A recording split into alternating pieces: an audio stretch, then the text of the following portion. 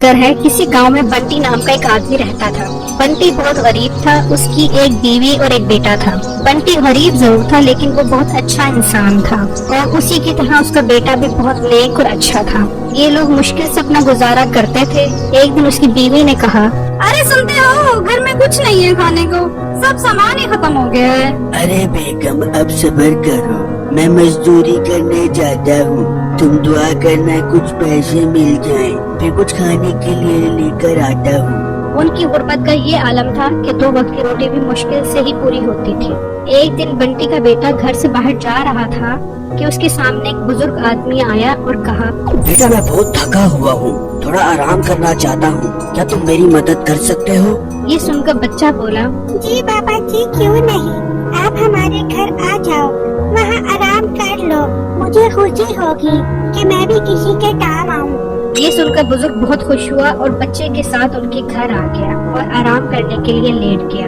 वहाँ दूसरी तरफ बंटी को कोई काम नहीं मिला। जाओ भाई, कोई काम नहीं है, कल आना। बंटी बहुत उदास हुआ और सोचने लगा कि अब घर खाने के लिए क्या लेकर जाऊँ, मेरे पास तो पैसे नहीं हैं। वहाँ उसके घर में बुजुर्ग ने बेटे से कहा, बेटा तुमने मुझे आराम करने के लिए जगह दी है। इतने में बुजुर्ग की आवाज तब्दील हो गई, तुम एक नेक बच्चे हो, ये तुम्हारी ये नेकी बहुत अच्छी लगी है।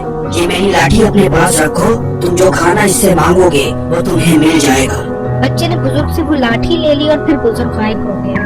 बच्चे ने लाठी से कहा, ए लाठी, मुझे मुर्ग पुलाव चाहिए। तो उसके सामने मुर्ग पुलाव आ गई। बच्चा बहुत खुश हुआ। शाम को जब बंटी और उसकी बीवी घर आए तो बच्चे ने इन्हें सब कुछ बता दिया और लाठी से कहा, ए लाठी, मुझे मुर्ग कौरमा चाहिए। ये कहा तो उनके सामने मुर्ग कौरमा आ गया। सब बहुत खुश हुए और कौरमा खाया। एक चोर खिड़की से ये सब कुछ देख रहा था।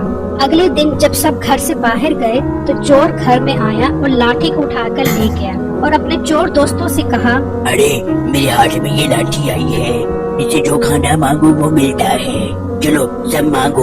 पूरा टिक्का रोटी चाहिए, मुझे फ्राइड राइस चाहिए, मुझे राजस्थानी मटन चाहिए। उन्होंने जैसे लाठी से खाना मांगा तो वो सब के सब बंदर बन गए और लाठी वापस उसी बच्चे के पास चली गई। तो इस कहानी से बच्चों हमें ये सीखने को मिलता है कि कभी चोरी नहीं करनी चाहिए। अगर चोरी करोगे तो उसकी सजा जरूर